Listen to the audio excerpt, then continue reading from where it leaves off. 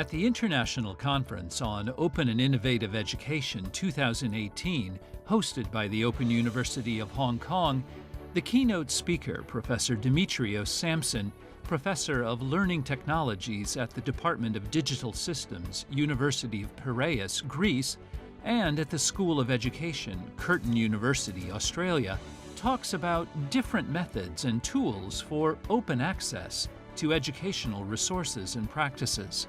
Professor Sampson also presents his research program for studying educational data analytics for personalized learning in online higher education, and explores the use of educational data analytics to enhance learning outcomes for different stakeholders in education.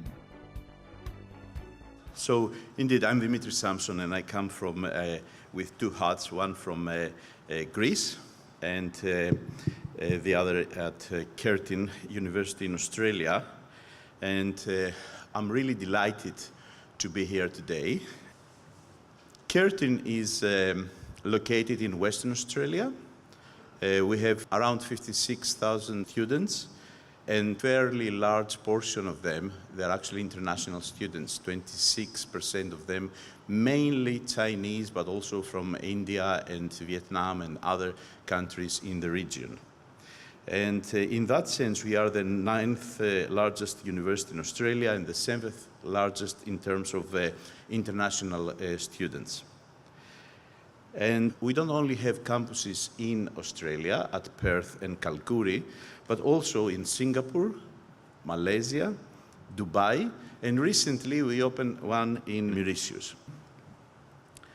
So the School of Education that I am affiliated in Curtin, and I was full-time there for the past 3 years, is actually the main destination for teachers' education in Western Australia. So almost 50% of the people who are studying to become teachers in Western Australia, they come to us.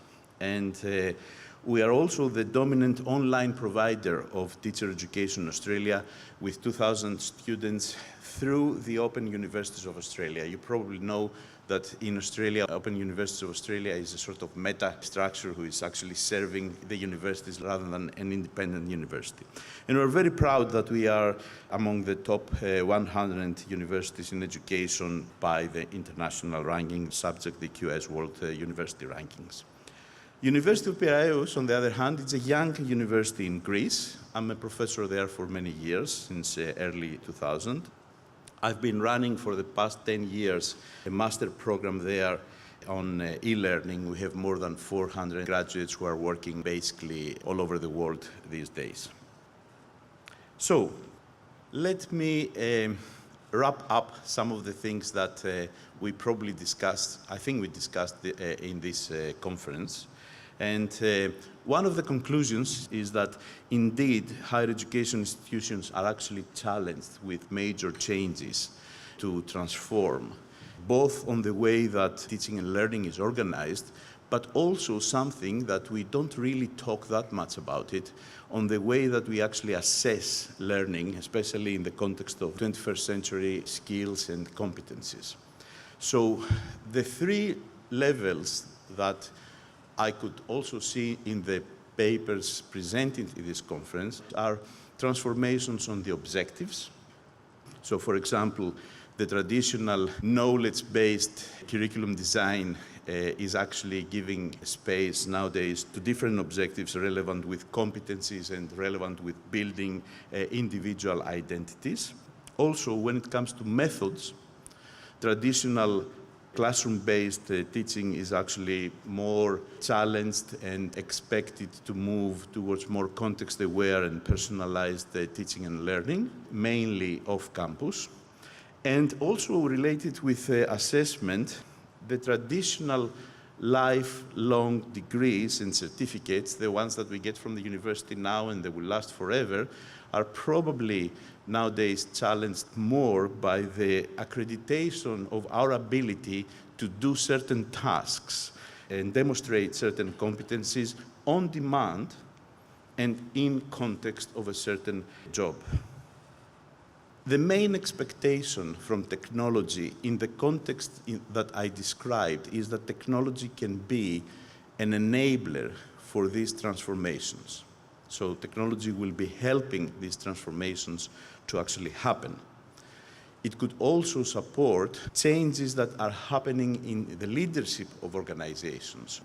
So when I have my students proposing technology-enhanced learning and teaching interventions, I always ask them to demonstrate in a clear way why they're using a particular technology and how, by using this technology, we can achieve something that we wouldn't be able to achieve by not using this technology.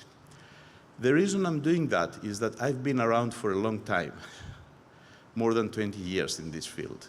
I've seen many nice pilot projects and prototypes to actually die. Why? Because they are not sustainable and they are not deployed at large scale. And this is actually mainly happens because what we could promise to achieve with a particular technology, it wasn't strong enough in terms of the transformative power it has to actually justify the need of the investment that is needed to make this change sustainable and at large scale. And that's why when I start with my students, both undergraduate and postgraduate students, I want them to think in this direction. And today, I think that one of the most interesting challenges that we have in the field as people who are working in digital technologies, both in research but also in innovation, is how we can use existing technologies, but also future technologies as well, in order to support better educational decision-making at different layers, as I will explain, by analyzing data and evidence, and act upon this. So this is probably my highest expectation from digital technologies nowadays in the field of teaching, learning, and education. Higher education institutions are really what we call social, complex, adaptive systems. So these are systems that they have many actors, and quite a few of them, interacting in different roles, and also the actions of the different stakeholders and the expectations of the different stakeholders influence and sometimes are conflicting with the actions and the roles of other stakeholders. We can analyze this at different levels. At the micro level, we can talk about the challenges related with improving teaching and learning and assessment in the classroom, in the laboratory.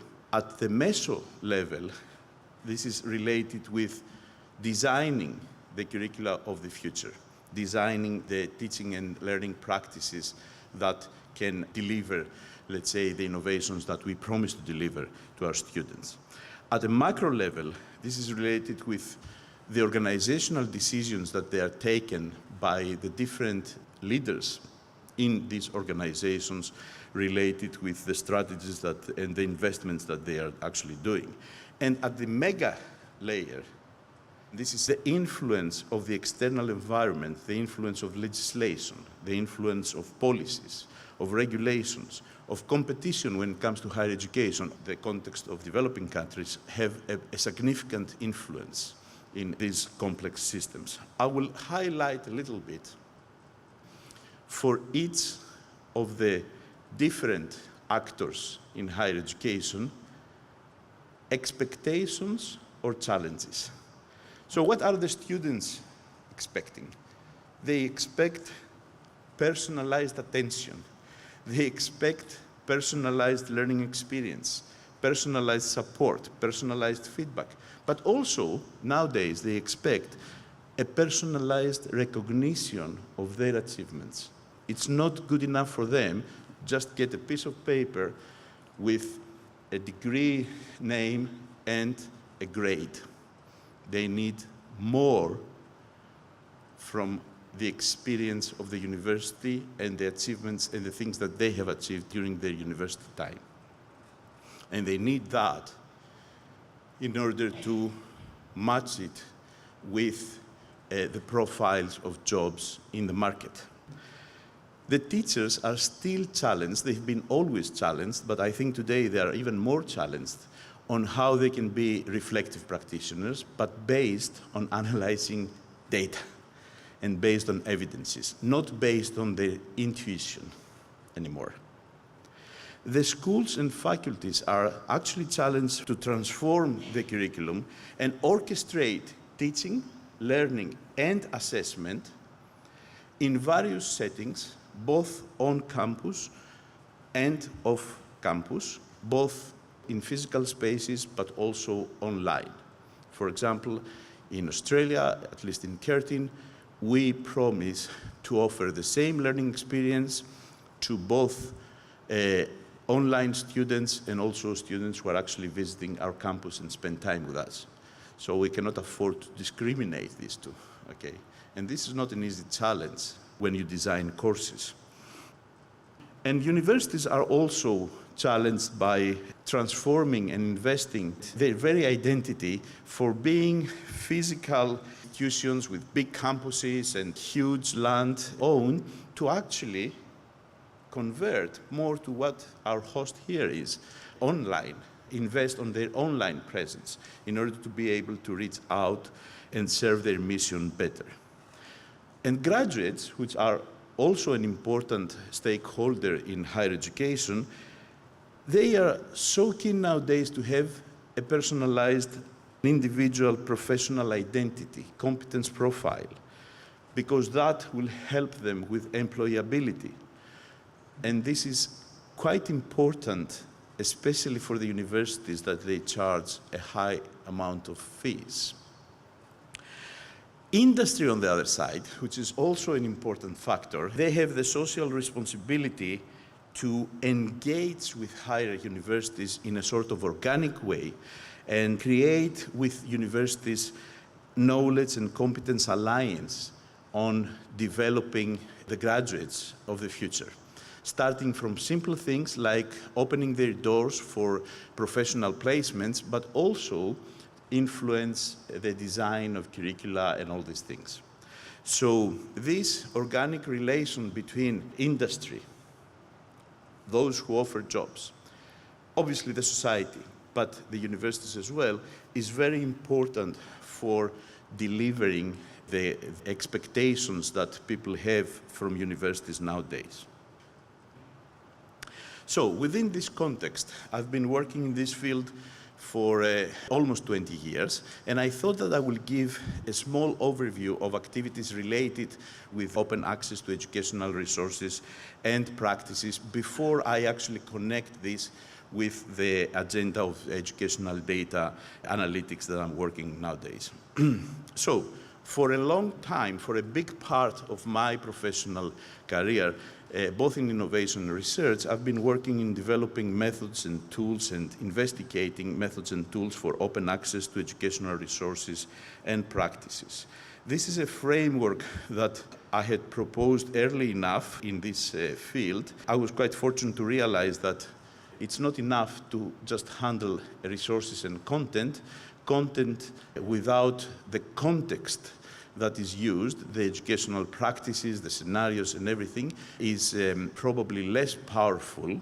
And therefore, this is a sort of hierarchical framework of understanding the different layers, the layer that we handle content, the layer that we handle learning activities and assessment activities as part of bigger scenarios, as part of lesson plans, for example, or educational scenarios, and then how all these things are combined to build courses and eventually to build degrees and programs.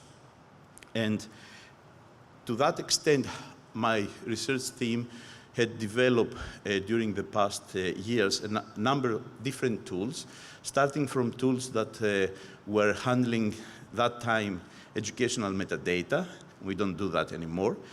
Also working with social tags as ways of tagging, providing a more user-generated information about the resources, the use of the resources in different contexts, so as a way of actually capturing and understanding how people are actually using the resources that we put in a repository.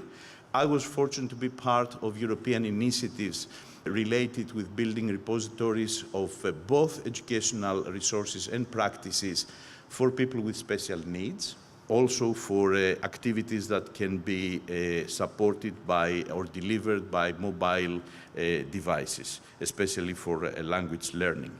And also, at the second layer of learning activities, to develop tools for learning design, using the IMS learning design that time. So develop tools that can used as the authoring of learning design, but most importantly, develop tools that can capture what is actually happening in the runtime and try to use this data that were actually created at the runtime in order to be able to go back and reflect around design and redesign. So these are a number of research publications that I leave with a presentation, so people who might be interested will follow that. Now, I combined this work, was more in the field of educational innovation, with my research agenda was for many years related with what we call context-aware, adaptive, and personalized learning systems. And I'll try to give a little bit of an overview on this. So what is the problem with adaptive and personalized learning? Basically, have individual or groups of learners. Nowadays, we can talk about groups of learners when we are actually talking about the scale of a MOOC, for example, who expect to have adaptive or personalized, I'll tell the difference in a while, either learning experiences, as I said before, including the monitoring of their progress, the feedback and the scaffolding, and this is where learning actually happens, but also personalized and adaptive recognition of their achievements, including the recognition of their performance in certain tasks, including building competencies and professional identity profiles, which are more accurate than just the degree and the mark. And in order to be able to do that, basically what we need to do is to orchestrate learning activities and assessment activities which are taking place on campus in the different spaces on campus, the teaching hall, the flipped classrooms, the laboratories, the collaboration and reflection rooms, the self-study spaces, the libraries, off campus in professional placements, for example, or informal settings, for example, a museum visit, and both virtually and online, through simulations, through virtual and remote laboratories, through digital games and everything. So all of these activities, which are actually orchestrated in different spaces, in different learning spaces, supported by different tools, create interactions, which are physical interactions when you go to the classroom, but also online and virtual interactions. And they generate a wealth of data that we typically ignore, or we typically do not have the capacity to analyze. So, in the adaptive and personalized learning agenda, the key dimensions, the key elements, are obviously the difference between adaptation and personalizations, and you can remember that by saying that adaptivity is mainly related with automatic changes that happen in a system based on some kind of intelligence that we might be able to build, but personalization can be something that humans can also interfere and calibrate, so to speak. Analysis of the context in the context-aware systems is also important in terms of not only who the learner is, but what conditions of the learning environment our learners are studying or working. And the types of adaptation that we typically have in the literature is related with resources, but also with activities, and also with the adaptation of the learning environment. So this is the framework of personalized learning. And in order to build context-aware systems, basically what we need to be able to do, and I promise that I'll link this with learning analytics in a while, what we basically need to do is to extract, interpret, and use contextual information, and then have the ability to adapt the behavior and the functionalities of the learning environment in general based on this contextual information. And by contextual information is also the profile of the individual learner, but also the conditions of learning in that particular moment or in a longer term.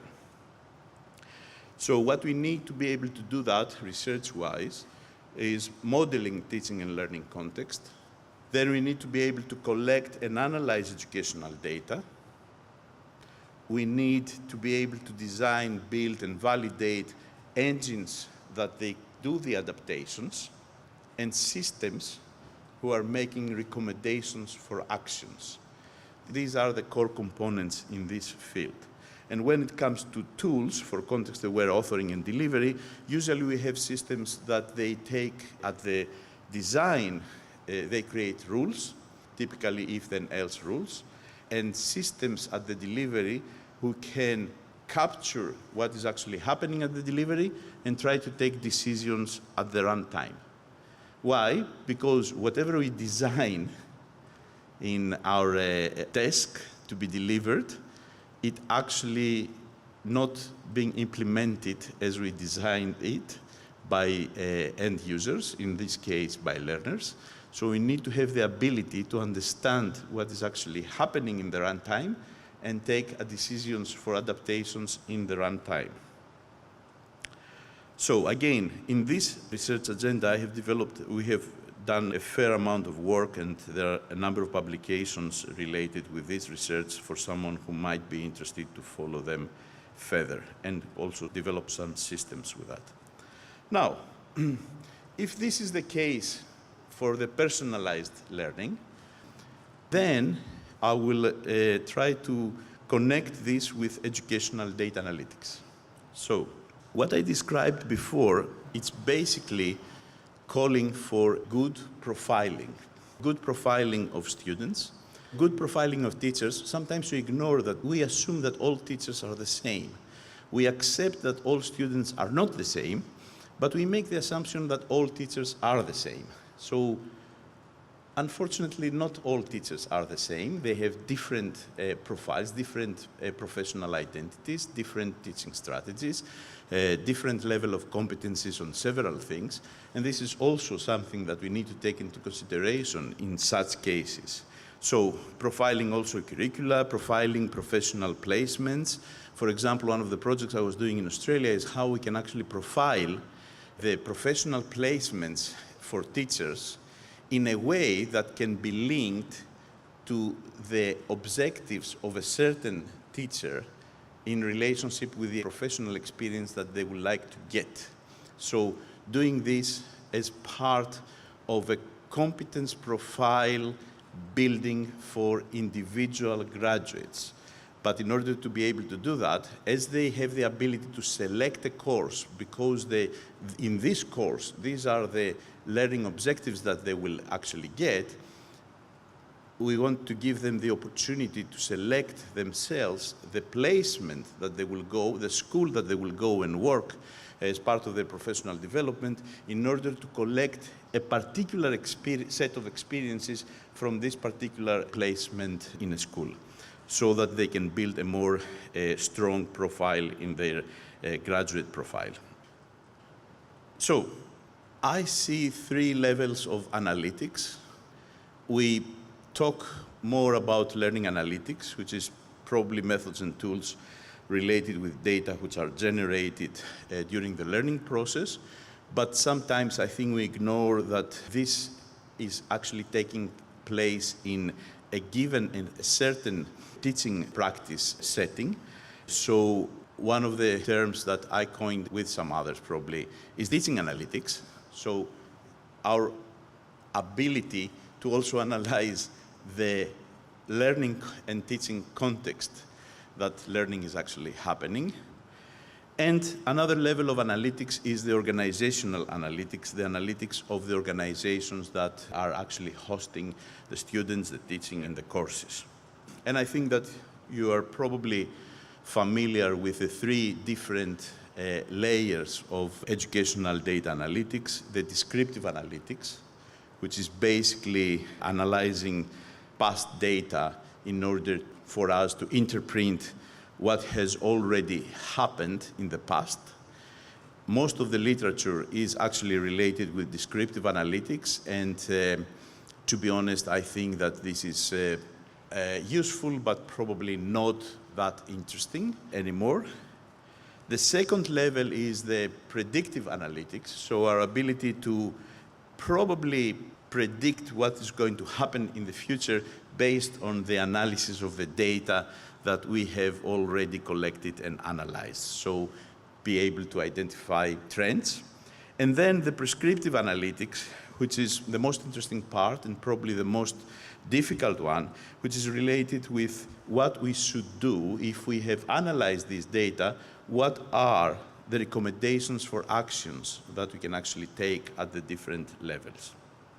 So within this context, I would like to mention a couple of projects that I'm doing today in Europe, mainly with European funding, and share with you some of these works. So in STEM education, if you have a particular interest in STEM education, one very popular method for school STEM education is what we call guided inquiry-based teaching and learning. So guidance that the teachers, the STEM education teachers, are providing into an inquiry process, into the experiments that the students are doing, and this type of guidance are actually quite specific depending on the actions that the students are doing. So typically, what teachers are doing at the design level, they make some assumptions about the level of guidance that they can provide in their scenario plan, and then they go and analyze what actually happened in reality and try to redesign their plan. It's a typical example of a practice of a teacher, a STEM education teacher, when they want to support guided inquiry-based teaching and learning. So the idea that we had is how we can support this with teaching and learning analytics. And what we did, we built a system that can capture data related with both the design that a particular STEM education teacher has done in relationship with the type of guidance that will be activated under which conditions when students are actually experimenting through specific virtual and remote laboratories, and here is where the technology comes, the use of virtual and remote laboratories. And based on the analysis and the correlation of what the students are doing in these laboratories and the type of affordances that these laboratories are providing in terms of guidance, then we analyze that and we provided a sort of framework and guidelines and reflections to the teachers on how they can actually improve the feedback that they provide and the guidance in particular types of learners based on their activities. This is a typical example of a micro-level teaching and learning analytics research, and you can find the results published in these publications. At the higher level, at the meso level, or probably at the macro level, another study that we have done is related with supporting leadership in schools. So we took data from hundreds of schools in Europe produced by UNESCO and the European Commission in a particular project, related with different dimensions of and elements of a particular school, and related that with the development of digital skills of students. So the experiment we want to do was to identify what are the most likely conditions in an holistic school environment at different levels, from the management to the competence of the teachers and to the action and to the lesson plans that they're actually working at, in relationship with the development of these digital skills. It's a typical exercise where we are trying to analyze what we call holistic school analytics in order to better understand trends that achieve certain goals. In this particular case, the goal was the digital skills, the development of digital skills. So we analyzed that using a method that I will recommend to probably consider for your research. We used it for this school analytics project. It is a fuzzy set qualitative comparative analysis method that I'm using these past 2 years. And the results of this paper are actually published in these publications. So this is a typical example of school analytics, so holistic data from different levels and different actors in an organization like a school for supporting school leadership decision-making with actionable insight, as we call it. So, 2 major European projects that I am participating today, and they're relevant with learning analytics, are stories of tomorrow. There we have tools where students in groups, they are telling a story. They get a mission. The mission is to go to Mars. These are STEM education students. So their mission is to go to Mars. They have to solve this problem. And in order to do that, they have a set of tools that they can create their story of how to go to Mars and create their community that can survive. And the scope of this project is to actually understand and support deep learning, which is important in STEM education. Deep learning has a certain framework of competencies that comes with, and in this particular project, we collect data and we analyze this data in a way that can profile the deep learning competencies of the individual students and provide also feedback to the teachers when they actually assess this deep learning. So it's actually not about improving the teaching strategies, but it's actually improving the assessment of the individual students in relationship with deep learning so that better feedback can be provided by the teachers. And the big vision is that we can provide in this way personalized feedback to the students, provided that we have a better profile of the deep learning competencies. Another project that we are doing also with European Commission funding, and these are more or less projects that the range of 2, 3, 4 million euros, is the Open Schools for Open Society. I think this is something that you might be interested to actually follow and have a look.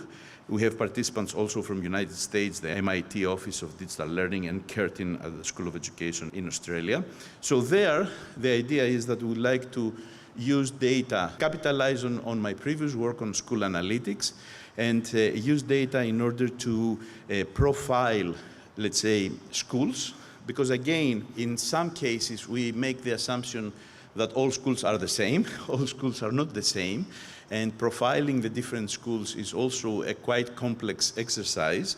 And collecting data from the different levels that I described and from the different actors that they play, who are their teachers, what kind of infrastructure they have, what is their strategy, and all these things, it's quite important in order to be able to eventually profile the schools. And then it's also quite important to use some schools which are benchmarks, especially in this case, we're interested in the open school agenda, and then use these as examples for other schools. So what have this school done in order to achieve these particular goals and reach this particular profile?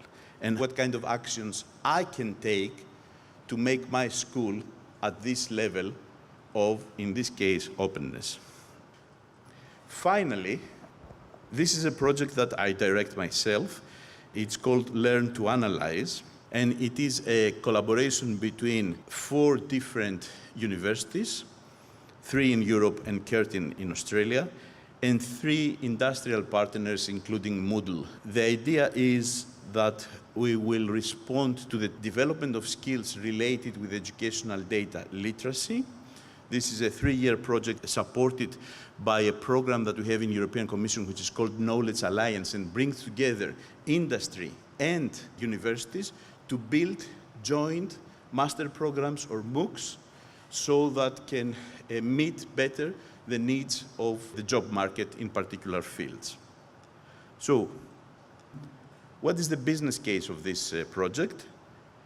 We have several professional competence frameworks and professional development programs for instructional designers and for those people who are actually designing, develop online courses, and for e-trainers, those who support the delivery of these online courses. But all of them, or almost all of them, they almost completely ignore the dimension of educational data literacy. So by that, they're actually missing out the potential of using educational data analytics, both methods and tools, for these particular roles. For the role of instructional designer, use the data to reflect on their design and redesign better. For the e-trainers, use the data to support better the online students they have at the runtime. So we set up this project to first develop a competence framework for instructional designers and e-trainers of online courses that meet this demand, the educational data literacy competence, and for developing and evaluating a series of professional development micro-MOOCs to develop these particular competencies. And for doing that, we collaborate with industries in Europe and also globally, like Moodle, who are having tools with functionalities of learning and teaching analytics.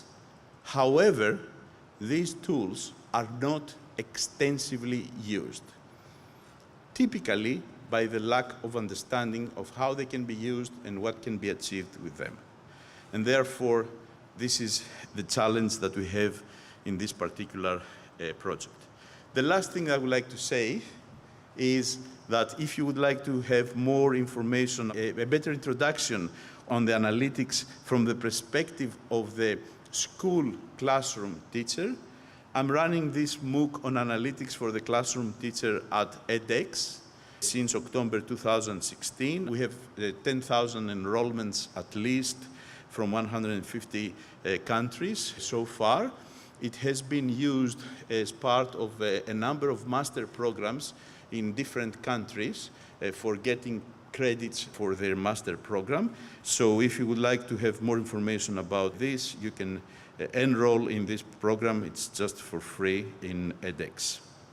Thank you.